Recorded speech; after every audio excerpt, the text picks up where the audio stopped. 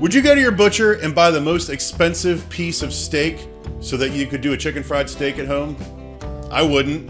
And I thought it was crazy that you can take Wagyu steak from Japan and then bread it and fry it for a Wagyu katsu sandwich. To me, it just sounded so crazy, I had to try it. So I got in some A5 Japanese Wagyu strip steak from my friends over at theseasoncart.com, and I had to make this sandwich for myself. Here's how we do it. Wagyu katsu sandwich. For the katsu sauce, we're going to need a 1/4 cup of sake. Now I wanted to make this some real Appalachian fusion. So instead of sake, I'm going to use pickle moonshine. A teaspoon of black pepper, coarsely ground. A teaspoon of onion powder.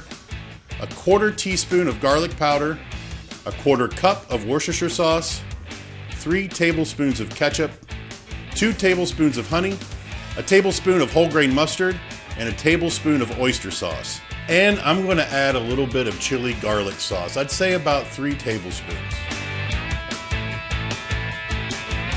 We're going to whisk all these ingredients together and then put them into a heavy bottom sauce pad like this one from All-Clad. Bring it up to a boil and just stir and let it become homogeneous and thicken.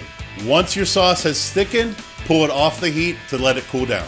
Now when we're ready to fry our steaks, we're going to go ahead and pop a couple pieces of toast into the toaster. The closest I have to the bread that's typically used in Japan is going to be a Texas toast. So we're going to pop that into the toaster and get it good and toasted while we season our steak. First, we're going to season our steak with salt and pepper on both sides. Then sprinkle on some flour and make sure it's good and dry. We're going to whip an egg and add that on as an egg wash, so that'll make this panko stick to the outside really well. We're going to take some butter, bacon grease, and canola oil and get that good and hot inside of a cast iron skillet. Once your fat is starting to smoke, carefully lay the steak into the pan. Don't disturb it. Let it cook for a couple minutes on one side, gently using a spatula. Check and make sure that your panko is nice and golden brown. Then carefully flip it to the other side and repeat.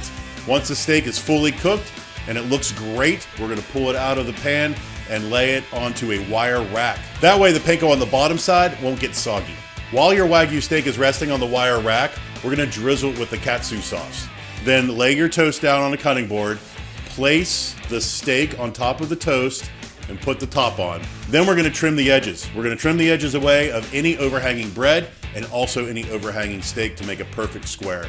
And then cut that in half, serve it on the plate with the cut side facing up. And that, my friends, is the most expensive sandwich in the world. I encourage you guys to check out theseasoncart.com and see what they've got you'd like to play with. And while you're over there, look and see if there's anything else you'd like me to cook.